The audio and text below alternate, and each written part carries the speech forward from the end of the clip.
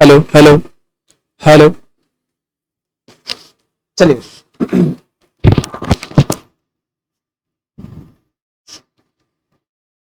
Hello नमस्कार दोस्तों, स्वागत है आप सभी का एक बार फिर से आपके अपने परिवार डियर गुरुजी में। चलिए भैया, जल्दी जल्दी से आप सभी लोग लाइव आ जाइए, इससे जल्द ही डियर आप सभी की क्लास को शुरू किया जाए। बिल्कुल भैया, फटाफट आप सभी लोग लाइव आ जाइए।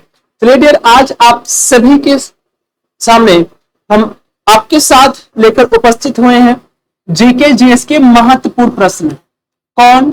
जीके जीएस के महत्वपूर्ण प्रश्न। ये जो प्रश्न आपके हैं महत्वपूर्ण प्रश्न है, यहां से आपके बहुत ज्यादा प्रश्न पूछे जाते हैं आपके एग्जाम में। ये सभी बहुत ज्यादा एग्जाम में रिपीट हुए प्रश्न है और यहां से संबंधित जो एक्स्ट्रा जानकारी है और आ क्या सकता है उसके बारे में हम लोग बात करेंगे। तो आ जाइए, सबसे पहला प्रश्न आप सभी के सामने उपस्थित है, इसका आंसर आप सबसे पहले करेंगे। पहला प्रश्न यह है, महात्मा बुद्ध निम्न में से क्या नहीं मानते थे? आपको बताना है भैया कि महात्मा बुद्ध इनमें जो निम्नलिखित में से क्या नहीं मानते थे। सबसे पहली बात, आप महात्मा बुद्ध के बारे में जान लीजिए। कौन है महात्मा बुद्ध? जो है कौन है? गौतम बुद्ध या महात्मा बुद्ध कहता है इन्हें, गौतम बुद्ध। आप जानते हैं सबसे पहली बात तो गौतम बुद्ध का जन्म कब हुआ? इनका क्या हुआ? जन्म। आप जानते हैं इनका जो जन्म हुआ था वो 563 ईसा पूर्व में हुआ। इनका जन्म कब हुआ डियर? आप जानते हैं इनका जो जन्म हुआ वो 563 ईसा पूर्व में हुआ। कहां पर हुआ? लुम्बिनी, नेपाल। कहां पर हुआ भैया? लुम्बिनी, नेपाल में हुआ। लुम्बिनी, नेपाल में हुआ। आपको पता है इनके पिता का नाम क्या है? इनके पिता का नाम शुद्धोधन था। शुद्धोधन। इनके पिता का नाम क्या था? आप सभी लोग जानते हैं इनके पिता का नाम क्या था? शुद्धोधन। इनकी माता थी माया देवी। इनकी माता थी कौन? माया देवी। इनकी माता थी माया देवी।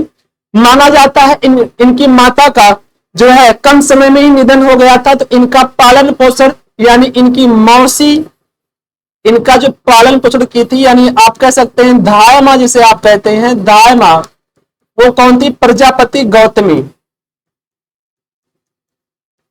प्रजापति गौतमी इनकी क्या थी? धाय मां थी। इनकी पत्नी से शादी हुआ था। आप जानते हैं इनकी पत्नी का नाम क्या था? यशोधरा। इनकी पत्नी का नाम क्या था भैया? यशोधरा था। याद रखो, गौतम बुद्ध का जब जन्म हुआ था तो गौतम बुद्ध के जन्म के समय एक किसी ज्योतिषी ने शुद्धोधन, क्योंकि आप जानते हैं राजा थे, तो इनको किसी जो है ज्योतिषी ने भविष्यवाणी किया था कि गौतम बुद्ध जो है वो या तो भविष्य में एक बड़े सम्राट के रूप में जाने जाएंगे, महान सम्राट बनेंगे, और या तो वो बैरागी बन जाएंगे, वैराग्य धारण कर लेंगे। तो शुद्धोधन के मन में बहुत सारी आशंकाएं आने लगी कि सम्राट बन जाए ठीक है, लेकिन इनके मन में वैराग्य नहीं आना चाहिए।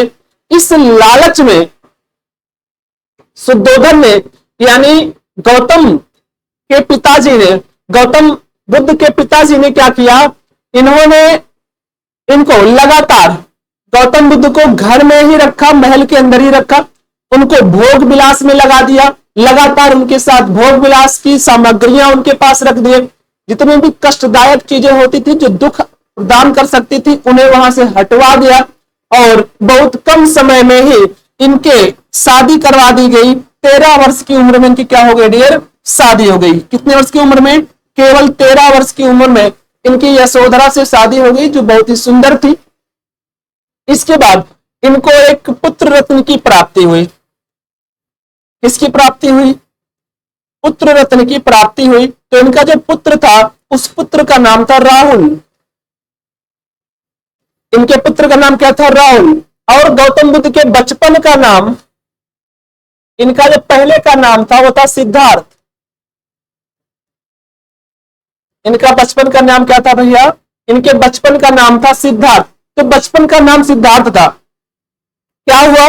इनको ये लोग लगातार महल में ही रखते थे, लेकिन एक समय ऐसा आया, छुप छिपा के बाहर निकले तो इन्होंने बहुत सारी चीजें देखी, आप लोग जानते हैं।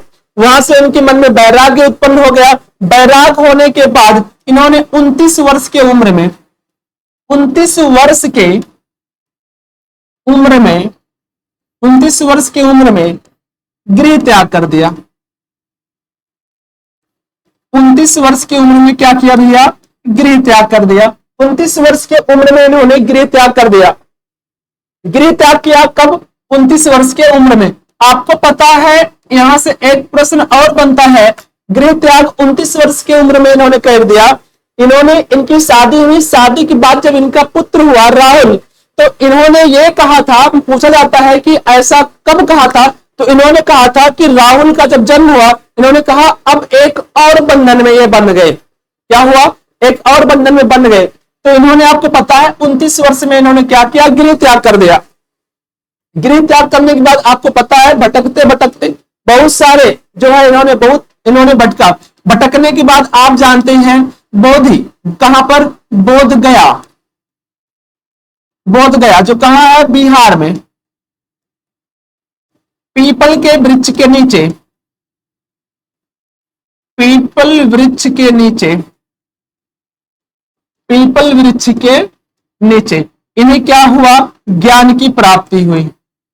इन्हें ज्ञान की क्या हुई भैया? ज्ञान की प्राप्ति हुई। आप सभी को याद रखना है, ज्ञान की प्राप्ति होती है इन्हें 6 वर्ष बाद, यानी 35 वर्ष की उम्र में। क्या हुआ? इन्हें ज्ञान की प्राप्ति हुई। जब इनको ज्ञान की प्राप्ति हुई तो ज्ञान की प्राप्ति के बाद इनको बुद्ध के नाम से जाना गया। ज्ञान की प्राप्ति के बाद इन्हें किस नाम से जाना गया? इन्हें भगवान बुद्ध के नाम से जाना गया। क्या नाम दिया गया? भगवान बुद्ध। पहले इनका नाम क्या था? सिद्धार्थ। तो ज्ञान की प्राप्ति के बाद इन्हें बुद्ध के नाम से जाना गया। जब इनको ज्ञान की प्राप्ति हुई तो ज्ञान की प्राप्ति के बाद इन्होंने अपना प्रथम उपदेश, इन्होंने क्या दिया था? अपना प्रथम उपदेश जो दिया, इन्होंने अपना प्रथम उपदेश दिया था, आप सभी को पता है, सारनाथ में। इन्होंने क्या दिया? अपना प्रथम उपदेश दिया सारनाथ में। महत्वपूर्ण घटना यह है, क्या याद रखना है, कि जब इन्होंने गृह त्याग किया, जब इन्होंने क्या किया? गृह त्याग किया, तो गृह त्याग की घटना को हम लोग पढ़ते हैं महाविनिष्क्रमण। इसको पढ़ते हैं महाविनिष्क्रमण।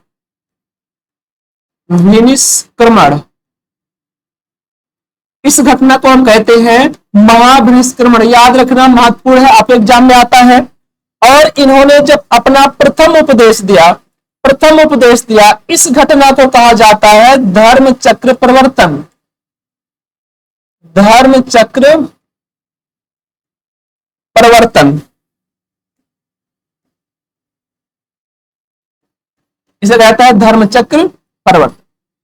तो ये आपको याद रखना है। इन्हें 29 वर्ष में इन्होंने गृह त्याग कर दिया, बोध गया बिहार में पीपल वृक्ष के नीचे। इन्हें क्या हुआ? ज्ञान की प्राप्ति हुई। कितने वर्ष की उम्र में? 35 वर्ष की उम्र में। ज्ञान प्राप्ति के बाद इन्हें भगवान बुद्ध कहा गया और इन्होंने अपना प्रथम उपदेश सारनाथ में दिया था। सारनाथ में देने के बाद यह जो प्रथम उपदेश दिया, इसे धर्म चक्र प्रवर्तन के नाम से जाना गया। इसके अलावा धर्म चक्र प्रवर्तन के बाद सबसे अधिक, सर्वाधिक उपदेश इन्होंने कहां दिया? ये देख लो, सर्वाधिक उपदेश बोला जाता है, सर्वाधिक उपदेश आप याद रखो, आप सभी को पता है, सर्वाधिक उपदेश इन्होंने दिया था श्रावस्ती में। कहां दिया? इन्होंने सर्वाधिक उपदेश इन्होंने दिया श्रावस्ती में। इन्होंने सर्वाधिक उपदेश अपना दिया। उसके बाद आप जानते हैं, माना जाता है क्या हुआ? सर्वाधिक उपदेश इन्होंने यहां पर दिया था। आप सभी को ये बातें अच्छे से याद रखना है। क्लियर है? हाँ, यहां तक कोई समस्या आपको नहीं आनी चाहिए। ठीक है। उसके बाद आप जानते हैं, अब यहां से महत्वपूर्ण अगला, आप जानते हैं लगभग 80 वर्ष की उम्र में इनका क्या हो गया? निधन। 80 वर्ष की उम्र में, 80 वर्ष में क्या हो गया? इनका निधन हो गया। निधन, निधन सन कब में हुआ? 80 वर्ष की उम्र में 400। आप जानते हैं इनका जो निधन हुआ वो हुआ था, अब आप सभी को पता है जो इनका निधन हुआ, निधन जब हुआ था तो 483 ईसा पूर्व में। कब हुआ था?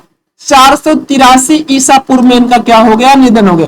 आपको पता है जब इनका निधन हुआ तो इनके निधन की घटना को कहा जाता है, याद रखो, क्या कहते हैं भैया? इनके निधन की घटना को हम लोग कहते हैं महापरिनिर्वाण। क्या कहते हैं इस घटना को? महापरिनिर्वाण कहते हैं, महापरिनिर्वाण। याद रखना, महत्वपूर्ण घटना है। इनके निधन को हम क्या कहते हैं? महापरिनिर्वाण है। अब आगे हम बढ़ जाते हैं। आगे कहा गया है कि अब महात्मा बुद्ध निम्न में से क्या नहीं मानते थे। अब हम सीधा प्रश्न पे आते हैं। तो आपको पता है महात्मा बुद्ध अहिंसा को मानते थे। किसको मानते थे भैया? अहिंसा को मानते थे। वह अस्तेय को मानते थे, वह अपरिग्रह को मानते थे, लेकिन वो ईश्वर की सत्यता को नहीं मानते थे। वो ईश्वर की सत्यता को कभी नहीं मानते थे, क्योंकि बौद्ध धर्म मूलतः आप जानते हैं अनईश्वरवादी है, क्योंकि इसमें ईश्वर के स्थान पर मानव प्रतिष्ठा पर बल दिया जाता है। और इसे आप जानते हैं अनात्मवादी इसलिए कहा जाता है क्योंकि यह पुनर्जन्म में विश्वास करता है। किसमें विश्वास करता है? ये पुनर्जन्म में विश्वास करता है। इसलिए माना जाता है कि गौतम बुद्ध को लोग नास्तिक कहते थे, क्योंकि ये ईश्वर पर विश्वास नहीं करते थे। ठीक है, याद रहेगा। तो ऑप्शन नंबर 2 जो लोग आंसर कर पा रहे हैं उन सभी का डियर एकदम सही आंसर हो जाएगा। आगे बढ़ते हैं नेक्स्ट क्वेश्चन पे। आगे है 326 ईसा पूर्व में भारत पर किसके नेतृत्व में विदेशी आक्रमण हुआ था? किसके जो है विदेशी आक्रमण हुआ था? तो आप जानते हैं अलेक्जेंडर। किसके नेतृत्व में हुआ था डियर? अलेक्जेंडर के नेतृत्व में विदेशी आक्रमण हुआ था। आप लोग अच्छे से जानते हैं कि जो अलेक्जेंडर द ग्रेट है, ये सिकंदर जो है, इनको आप जानते हैं मैसिडोन के छत्रपति फिलिप द्वितीय का पुत्र था। कौन था? मैसिडोन के आप जानते हैं छत्र फिलिप द्वितीय का पुत्र था। 326 ईसा पूर्व में सिंधु पार करके भारतीय राजा पोरस के साथ युद्ध हुआ। किसके साथ हुआ? राजा पोरस के साथ युद्ध हुआ। राजा पोरस किसके साथ में युद्ध हुआ? राजा पोरस के साथ में। आप सभी को पता है युद्ध हुआ, राजा पोरस के साथ में युद्ध हुआ। लेकिन इस युद्ध में राजा पोरस की क्या हो गई? पराजय हो गई। और इस युद्ध को वितस्ता के युद्ध क्या कहते हैं? इसे जो है यहां पर पोरस की क्या हो गई? पराजय। पोरस क्या हो गए? पराजय हो गए। और इसी युद्ध को, ये जो आपका युद्ध है 326 ईस्वी का जो युद्ध है, इसे ही कहा जाता है वितस्ता का युद्ध। ये महत्वपूर्ण है, वितस्ता का युद्ध, या इसे ही कहा जाता है हाइडेस्पिच रहता है। इसे ही हाइडेस्पिच के युद्ध के नाम से भी जाना जाता है। और किस नाम से? हाइडेस्पिच युद्ध। हाइडेस्पिच युद्ध के नाम से भी इसे जाना जाता है। आप जानते हैं अलेक्जेंडर और राजा पोरस के बीच में युद्ध हुआ। ये भारतीय राजा था, आप सभी को याद रखना है। कौन सा राजा था? भारतीय राजा था। ठीक है, सिंधु पार करने के बाद युद्ध हुआ था। पूछ लेता है एग्जाम में, सिंधु पार करने के बाद, सिंधु पार करने के बाद युद्ध हुआ था। क्लियर है? याद रहेगा यहां तक? कोई समस्या है तो बताओ। ठीक है, हाँ। कहा गया सूफी आंदोलन का संबंध निम्नलिखित में से किस धर्म से? आप सभी को पता है जो सूफी धर्म है, सूफी धर्म का जो संबंध है वो इस्लाम धर्म से संबंध रखता है। किससे रखता है? सूफी आंदोलन इस्लाम धर्म से संबंध रखता है। आप जानते हैं जो लोग सूफी संतों से शिष्यता ग्रहण करते थे उन्हें मुरीद कहा जाता था। ठीक है, सूफी संतों से सदस्यता, सूफी संत से सदस्यता ग्रहण करने वाले को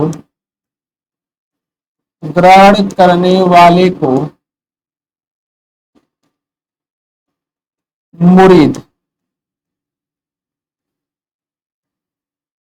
कहते थे।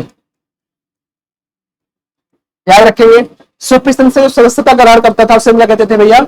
उसे हम लोग मुरीद कहते थे। आप सभी को इसे डियर याद रखना है। ठीक है,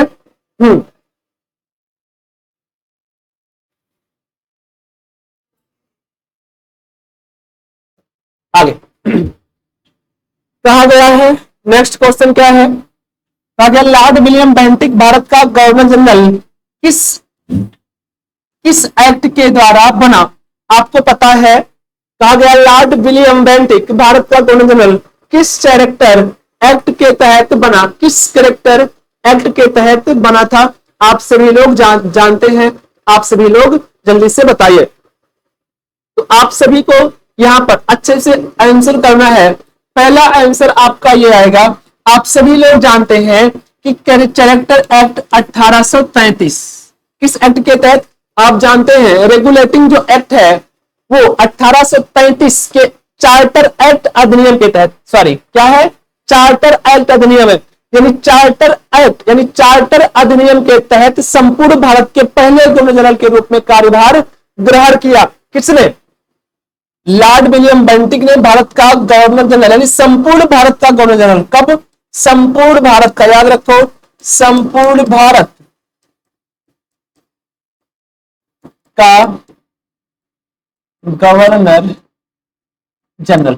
आप याद रखेंगे किस चार्टर एक्ट के तहत? तो आप जानते हैं चार्टर एक्ट 1833 के तहत लॉर्ड विलियम बेंटिक को भारत का गवर्नर जनरल बनाया गया, यानी संपूर्ण भारत का गवर्नर जनरल बना दिया गया। आप सभी को याद रखना है, आप सभी को अच्छे से पता है कि इस अधिनियम के तहत भारत में ब्रिटिश प्रशासन का केंद्रीकरण करके बंगाल के गवर्नर जनरल को भारत का गवर्नर जनरल बना दिया गया। पहले कौन सा गवर्नर जनरल था? बंगाल का। बंगाल के गवर्नर जनरल से इसको क्या कर दिया गया? संपूर्ण भारत का गवर्नर जनरल बना दिया गया। आप सभी को यहां तक याद रखना है। आगे बढ़ते हैं नेक्स्ट क्वेश्चन पे। आगे है, किस ब्रिटिश गवर्नर जनरल ने भारत में डाक टिकटों की शुरुआत की? आपको बताना है किस ब्रिटिश गवर्नर जनरल ने भारत में डाक टिकटों की शुरुआत की। डियर फटाफट से आप सभी लोग बता देंगे कौन है। तो आप सभी लोग जानते हैं जो लॉर्ड डलहौजी है। कौन है? लॉर्ड डलहौजी। लॉर्ड डलहौजी ने जो है इसने क्या क्या किया? डाक टिकट किया। क्या किया? डाक टिकट। डाक टिकट के अलावा आप लोग जानते हैं तार सेवा की शुरुआत की। किसकी शुरुआत की? डाक टिकट, तार सेवा की शुरुआत, तार सेवा की शुरुआत की। इसके अलावा प्रथम रेल की शुरुआत, प्रथम रेल की शुरुआत, प्रथम रेल की शुरुआत आप याद रखेंगे। प्रथम रेल की शुरुआत आप जानते हैं, प्रथम रेल की शुरुआत, प्रथम बार रेल चली थी आपको पता है मुंबई से ठाणे, मुंबई से ठाणे 34 किलोमीटर की दूरी। कितने किलोमीटर की दूरी? 34 किलोमीटर की दूरी। और कब? आप जानते हैं 1853 ईस्वी में। कब भैया? 1853 ईस्वी में। और इसी डलहौजी के द्वारा व्यापकगत सिद्धांत भी चलाया गया।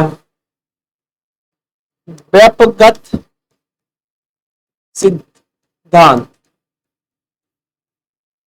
जिसे हम राज्य हड़प नीति कहते हैं। राज्य हड़प नीति, इसे हम क्या कहते हैं भैया? हम कहते हैं राज्य हड़प नीति के नाम से जानते हैं। इसे किस नाम से जानते हैं? राज्य हड़प नीति। राज्य हड़प नीति का मतलब यह होता था कि इसने गोद प्रथा यानी गोद प्रथा क्या कर दिया? निषेध कर दिया। यानी अगर कोई राजा है उसका पुत्र या पुत्री नहीं है तो आप पुत्र गोद नहीं ले सकता, यानी उसका अगर पुत्र नहीं है तो उसके राज्य पर ब्रिटिशों का अधिकार हो जाएगा। जिसमें सबसे पहले इसने जो है सबसे पहला राज्य इसने सबसे पहला यानी प्रथम राज्य इसने किया था। प्रथम सबसे प्रथम किसको मिलाया था अपने में? सतारा को सबसे पहले ब्रिटिश में मिलाया था। यह प्रश्न आता है या तो आता है कि आप बताएंगे हमें, ये तो यहां से हो गया। अगला पूछ लेता कुशासन के आधार पर किसे विलय किया था? कुशासन के आधार पर, कुशासन के आधार पर आप जानते हैं कुशासन के आधार पर किसका विलय किया था? तो आप जानते हैं अवध क्षेत्र का। किसका? अवध क्षेत्र का क्या कर दिया था इसने? कुशासन के आधार पर, कुशासन के आधार पर विलय। इसको किया, अवध क्षेत्र को, अवध प्रांत को इसने क्या कर दिया, कुशासन के आधार पर इसका विलय कर दिया। आपको पता है झांसी, झांसी की रानी आप जानते हैं, उन्होंने दत्तक पुत्र उनका था, यानी उनका गोद लिया हुआ पुत्र था, उसको भी इसने अपने जो है ब्रिटिश साम्राज्य में इसने मिला लिया था। आप सभी को इसकी सारी घटनाओं के बारे में अच्छे से डियर आप सभी को याद रखना है, ठीक है। चलो आगे बढ़ जाते हैं।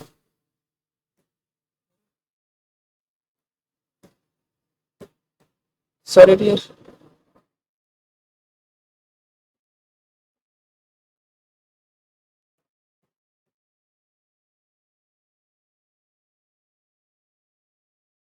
आगे कहा गया इनकलाब जिंदाबाद का नारा किसने दिया, इनकलाब जिंदाबाद का नारा किसने दिया, आप जल्दी से बताएंगे। हाँ, आप जानते हैं जो इनकलाब जिंदाबाद है, सबसे पहली बात तो ये एक उर्दू वाक्यांश है। क्या है ये, एक उर्दू वाक्यांश है, याद रखो। कौन सा वाक्यांश है, आप सभी को याद रखना है कौन सा वाक्यांश है, उर्दू का वाक्यांश है, और ये लॉन्ग लिव द रेवोल्यूशन का रूपांतरण है। किसका, आप जानते हैं लॉन्ग लिव द रेवोल्यूशन,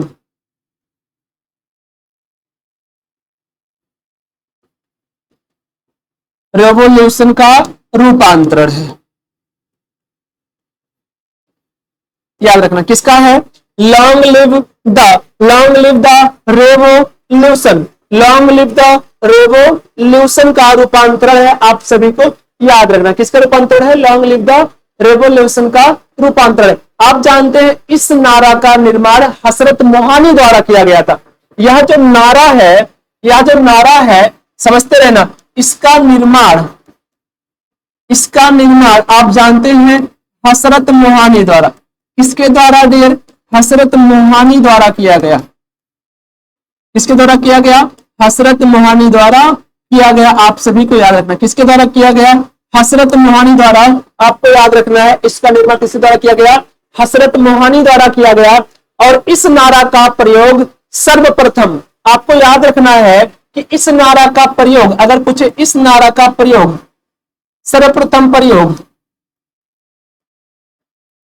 हाँ सर्वप्रथम प्रयोग, आप जानते हैं सर्वप्रथम प्रयोग 1929 ईस्वी में।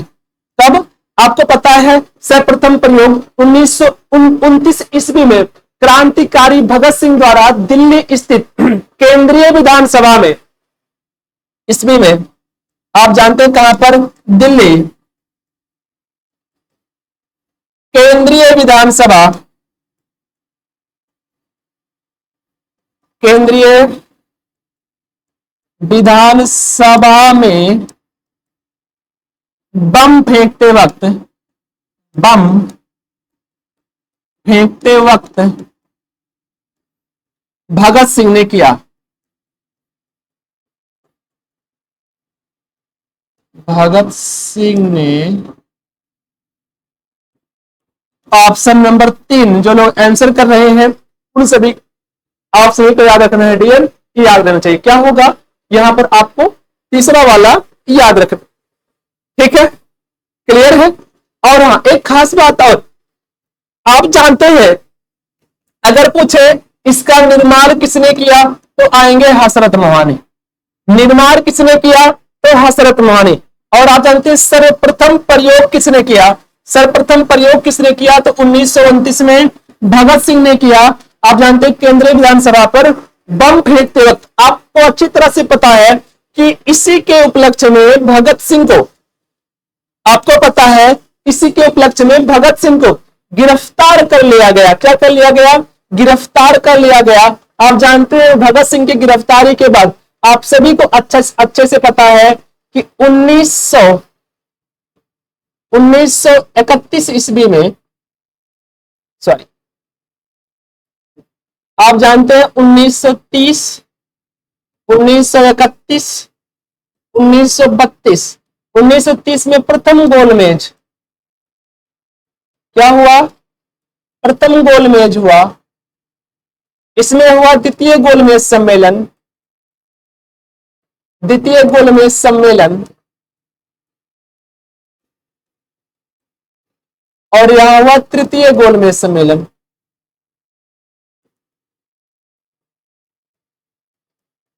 तृतीय गोलमेज सम्मेलन। आपको पता है गांधी जी ने द्वितीय गोलमेज सम्मेलन में भाग लिया, द्वितीय में गांधी जी ने भाग लिया, गांधी जी ने भाग लिया। आपको पता है कब भाग लिया, आपको अच्छे से याद है, गांधी जी ने भाग लिया। अब आप हमें सबसे पहले यह बताएंगे, आप हमें सबसे पहले यह बताएंगे जल्दी से कि भगत सिंह को फांसी कब दी गई। जल्दी से बताओ, सबसे पहले आप लोग कमेंट करके हमें बता दो कि भगत सिंह को फांसी कब दी गई। हाँ, जल्दी से बता दीजिए कि भगत सिंह को फांसी कब दे दी गई।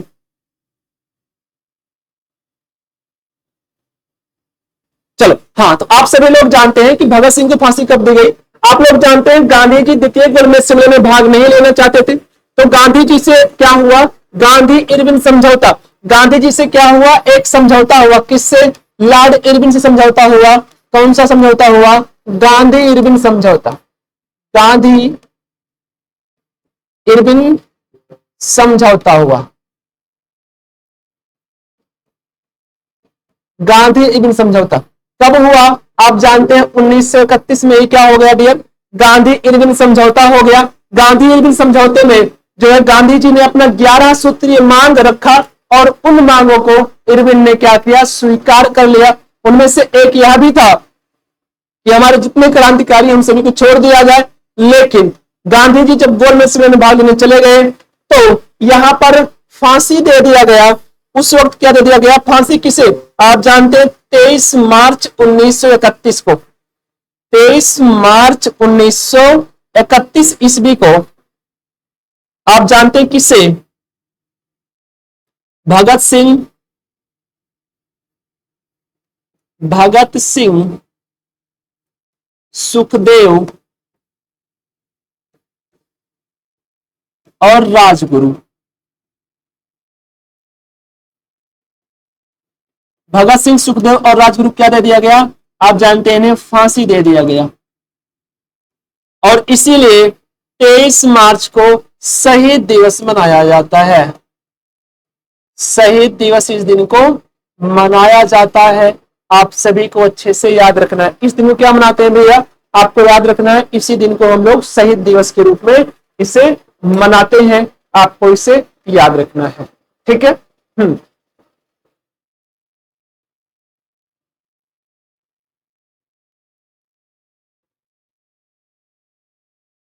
आगे आंसर आया भगत सिंह। आगे, पश्चिमी शिक्षा का श्री गणेश किस स्वतंत्रता सेनानी द्वारा किया गया था, पश्चिमी शिक्षा का श्री गणेश किस स्वतंत्रता सेनानी द्वारा किया गया था।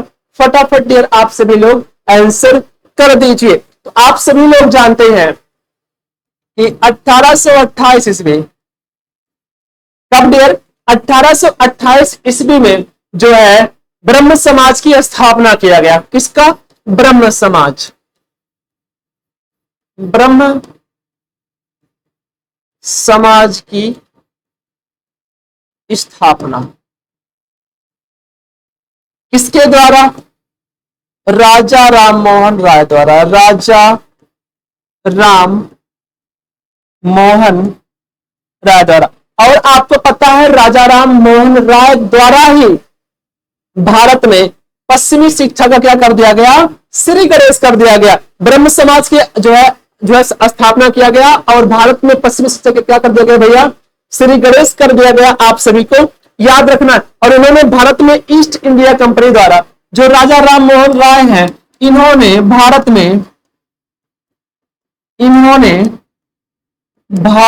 में ईस्ट इंडिया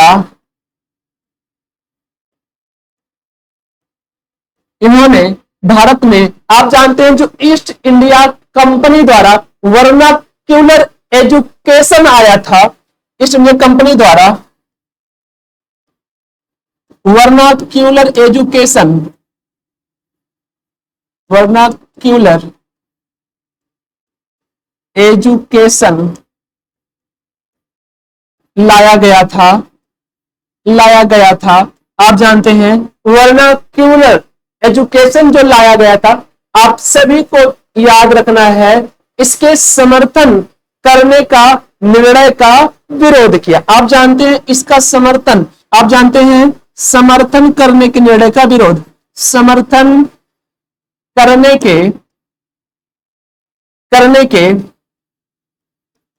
निर्णय का क्या कर दिया, निर्णय का विरोध कर दिया।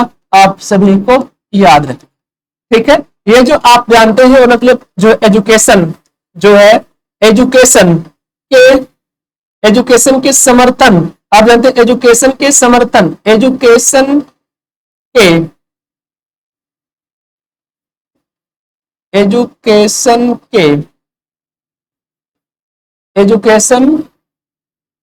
के समर्थन करने का क्या कर लिया, निर्णय कर लिया। आप सभी को याद रखना है, कर लिया।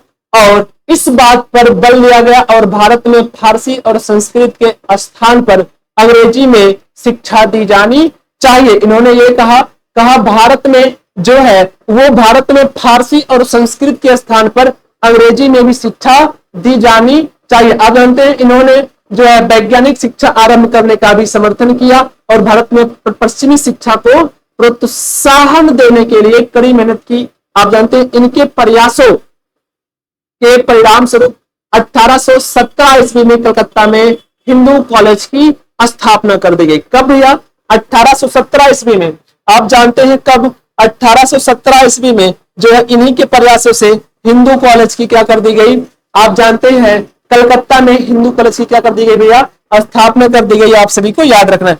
आगे बढ़ जाते हैं डियर, आगे कहा कलकत्ता में एशियाटिक सोसाइटी की स्थापना किसके द्वारा की गई थी। कलकत्ता में एशियाटिक, आपको बताना है कलकत्ता में एशियाटिक, हाँ, एशियाटिक सोसाइटी की स्थापना किसके द्वारा कर दी गई थी। आप सभी को जल्दी से याद रखना है, आप जल्दी से बताएंगे। हाँ,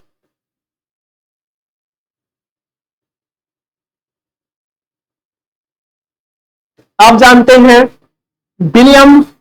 सर विलियम जोन्स के द्वारा, किसके द्वारा, सर विलियम जोन्स के द्वारा 15 जनवरी 1784, 15 जनवरी 1784 ईस्वी, 15 जनवरी 1784 ईस्वी में आप जानते हैं जो है अध्ययन को प्रोत्साहित करने के लिए ब्रिटिश अधिवक्ता, और आप जानते हैं ये क्या थे, प्राच्यविद थे। कौन, सर विलियम जोन्स ने 15 जनवरी 1784 ईस्वी को, आप सभी को याद रखना है, 84 ईस्वी को एशियाटिक सोसाइटी ऑफ बंगाल की स्थापना कर दी। आप सभी को याद रखना है। इस समय वारेन हेस्टिंग्स बंगाल के तात्कालिक गवर्नर जनरल थे। कौन थे, वारेन हेस्टिंग्स जो थे वो तात्कालिक गवर्नर जनरल थे। आप सभी को याद रखना है, ठीक है। आगे, निम्नलिखित में से किस आंदोलन का नेतृत्व महात्मा गांधी ने नहीं किया था। किसका नेतृत्व जो है वह महात्मा गांधी ने नहीं किया था, आप जल्दी से बताएंगे। तो स्वदेशी आंदोलन का किया था 1905 ईस्वी में। आप जानते हैं स्वदेशी जो आंदोलन है इसका आंदोलन 1905 ईस्वी में किया गया था और यह गांधी जी के द्वारा नहीं किया गया था। किसके द्वारा नहीं किया गया था, यह गांधी जी के द्वारा नहीं किया गया था। आप सभी को याद रखना है जो है, आप जानते हैं 20 जुलाई 1905 को क्या किया गया था, 20 जुलाई 1905 को जो है लॉर्ड कर्जन ने बंगाल विभाजन का प्रस्ताव पारित कर दिया। कब कर दिया, आप सभी को पता है 20 जुलाई 1905 को लॉर्ड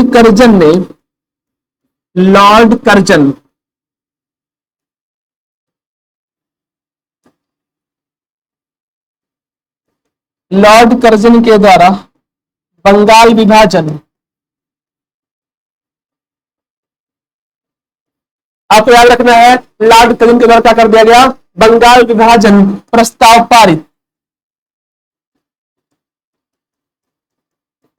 बंगाल विभाजन इन्होंने क्या कर दिया, प्रस्ताव पारित कर दिया, आप जानते हैं। और इस विभाजन का, आप जानते हैं इस विभाजन का सर्वत्र क्या हुआ, विरोध हुआ। और आप जानते हैं जो भारतीय राष्ट्रीय कांग्रेस है, इसने इसी वर्ष बंग भंग के विरोध में प्रस्ताव पारित किया। और आपको अच्छी तरह से पता है कि 16 अक्टूबर 1905 में बंगाल का विभाजन प्रभावी हो गया और स्वदेशी एवं बहिष्कार आंदोलन के पश्चात अंततः आप जानते हैं जो है 1911 ईस्वी में बंगाल विभाजन क्या कर दिया गया, रद्द कर दिया गया। आप जानते हैं जो बंगाल विभाजन कब रद्द कर दिया गया, 1911 ईस्वी में रद्द कर दिया गया।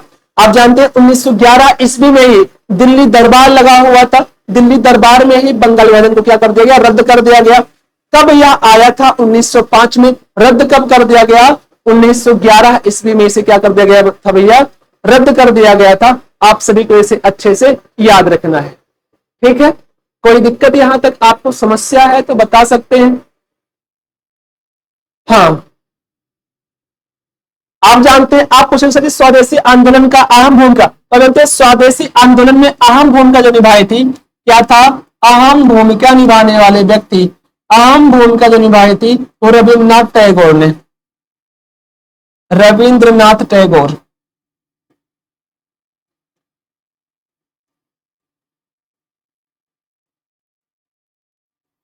रविन्द्रनाथ टैगोर ने, आप जानते हैं, स्वदेशी आंदोलन में क्या किया था, जो है अहम भूमिका निभाया था। आप सभी को यहां पर याद रखना है, ठीक है।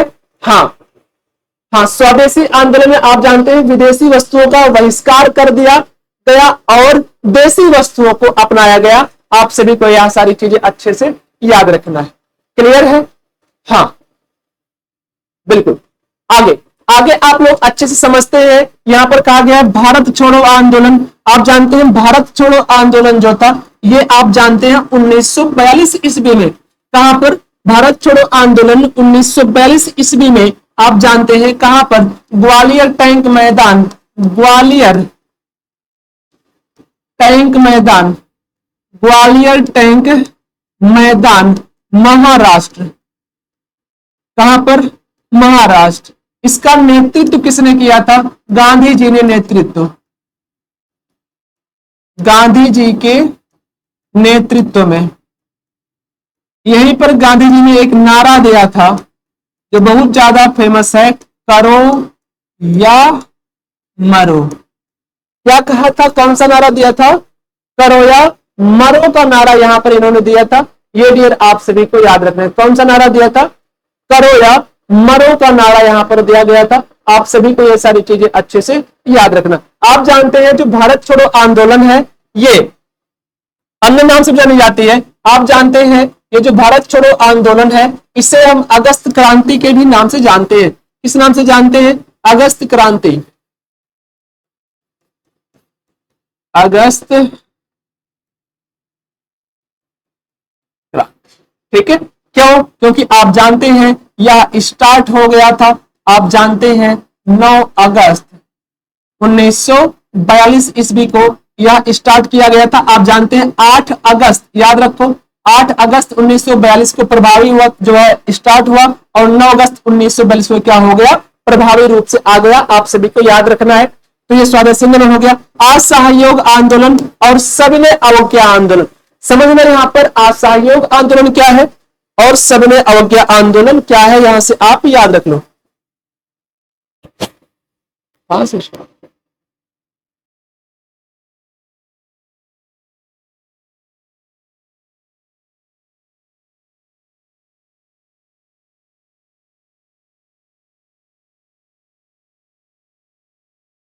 चलो आगे बात कर लें। हाँ नहीं, बिल्कुल यहां पे आपको अच्छे से सारी चीजें समझना है। आप जानते हैं असहयोग आंदोलन भी गांधी जी ने ही चलाया था, और सविनय अवज्ञा आंदोलन 1930 ईस्वी में दांडी मार्च के बाद गांधी जी ने भी इसका भी नेतृत्व किया था। तो ऑप्शन नंबर 2 स्वदेशी आंदोलन का नेतृत्व गांधी जी ने नहीं किया था डियर। आप सभी को इसे अच्छे से याद रखना है, क्लियर है। चलो आगे बढ़ जाते हैं। नेक्स्ट कहा गया है 10वां, निम्नलिखित में से किसके बीच सही मेल है? आपको बताना है किसके बीच सही मेल है और किसके बीच सही मेल नहीं है, ये आप सभी को यहां पर बताना है। ये डियर आपको छाप देना है, इसमें क्या आंसर आने वाला है। चलो जल्दी जल्दी से आप सभी लोग यहां पर बता देंगे। हाँ हाँ, इसमें कोई खास बात नहीं है भाई, यहां पर देखो आप लोग बार बार वही चीज, ये तो देखो, ये जो असहयोग आंदोलन होता 1920 में, इसमें क्या खास बात है? ये 8 ने देख लो, यहां पर देख लो भाई, ये मक्खियां आ जाती हैं, नहीं दिख रहा है तो ध्यान से देख लो। यहां पर ये आपको याद रखना है 8 अगस्त 1942, अब समझ में आया? 8 अगस्त 1942, इसे अगस्त क्रांति के नाम से जाना जाता है। अब समझ में आया सारी चीजें, अब कोई दिक्कत नहीं है। हाँ चलो, हाँ अगस्त प्रस्ताव दूसरा है। अगस्त जो प्रस्ताव है, अगस्त प्रस्ताव, अगस्त प्रस्ताव, या इसे ही हम क्या कहते हैं? क्रिप्स मिशन कहते हैं। क्या कहते हैं? अगस्त प्रस्ताव और क्रिप्स मिशन। ये आप जानते हैं जो अगस्त प्रस्ताव था ये 1940 में आया था। क्या आया था? अगस्त प्रस्ताव 1940 में आया था, याद रखना है। आगे देख लो नेक्स्ट, इसमें कहा गया है कि निम्नलिखित में से किसके बीच सही मेल है? सही मेल है कहा गया, कहा गया असहयोग आंदोलन सुरेंद्रनाथ बनर्जी, बिल्कुल गलत बात है। असहयोग आंदोलन आप सभी को पता है 1920 ईस्वी में गांधी जी के द्वारा, किसके द्वारा भैया? गांधी जी के द्वारा, किसके द्वारा? हाँ गांधी जी के द्वारा, याद रखना है। यहां पर देखो भारतीय राष्ट्रीय सेना, क्या दिया गया है? भारतीय राष्ट्रीय सेना, आप सभी को याद रखना है जो भारतीय राष्ट्रीय सेना है इसका सुभाष चंद्र बोस के द्वारा, ये एकदम सही होगा। स्वराज पार्टी कहा गया महात्मा गांधी, स्वराज पार्टी क्या कहा गया है? महात्मा गांधी कहा गया है। आप सभी को अच्छे से पता है यह जो स्वराज पार्टी है, आपको पता है सी आर दास या मोतीलाल नेहरू ने, आप जानते हैं जो स्वराज पार्टी है ये सी आर दास और मोतीलाल नेहरू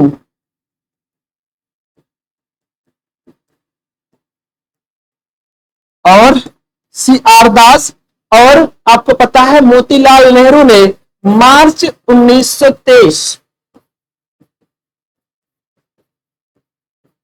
इलाहाबाद में,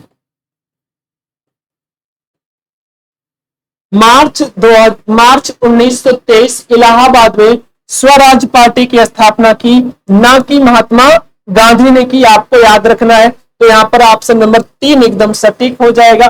कहा गया क्षोभ मंडल की मोटाई बढ़ सकती है। क्षोभ मंडल की मोटाई कब बढ़ सकती है? आप जल्दी से बताएंगे। क्षोभ मंडल की जो मोटाई है वो गर्मी में बढ़ सकती है। ऑप्शन नंबर 2, 11 नंबर का 2, जितने लोग आंसर कर पा रहे हैं उन सभी का एकदम से सही हो जाएगा। अगला देखो, कहा गया सौर प्रणाली में पृथ्वी सूर्य से दूसरा ग्रह है, तीसरा ग्रह है, चौथा ग्रह है या पांचवा ग्रह है? तो आप जानते हैं जो है सौर प्रणाली में पृथ्वी सूर्य से तीसरा ग्रह है। कौन है? पृथ्वी सूर्य से कौन सा ग्रह है? तीसरा ग्रह है। आप जानते हैं बुध शुक्र पृथ्वी और मंगल, आप जानते हैं आंतरिक ग्रह कहलाते हैं। कौन? बुध शुक्र पृथ्वी और मंगल,